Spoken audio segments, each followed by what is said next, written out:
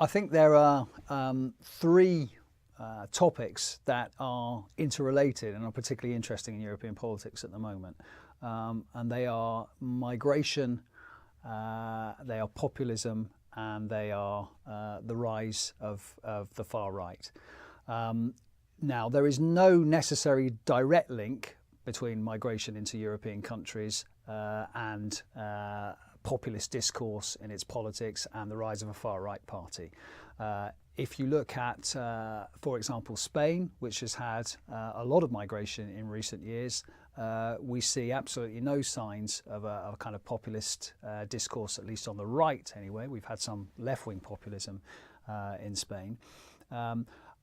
But we have seen other countries which are in some senses less affected by migration, and Hungary would be a good example of that, which has a very, very populist discourse in politics, politicians who are prepared, if you like, to pit the people against the elites, and also the continuing success of a far-right party in Hungary, Jobbik.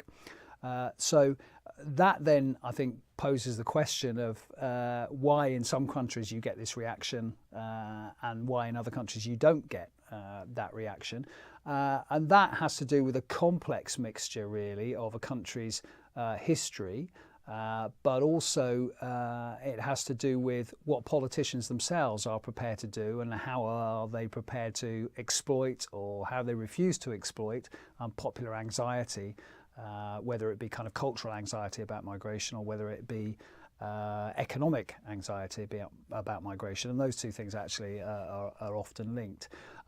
One of the problems in some ways of the way we popularly talk about and see immigration is this paradigm we have from the 1930s, which is it's economic distress which really causes people to start looking at kind of radical alternatives. Actually, if you look at the rise of populist far-right parties, you can see that they've often done very well in countries which actually are doing very well economically and haven't suffered too much from the Great Recession. So, for example, populist radical right parties have for some time done very well in Nordic countries and indeed the Netherlands, and they are not countries that you necessarily associate with economic distress. One thing that's been interesting in recent years is the rise of the far right in Sweden, because that was a country which was always seen to be immune. Partly, some people said, because the other parties refused to talk about migration and kept, if you like, a cordon sanitaire around the far right. Now that seemed to have succeeded for a few years, whereas Denmark and Norway had populist radical right parties, Sweden didn't. And yet we've seen in the last 5 years suddenly a breakthrough for the populist radical right in Sweden.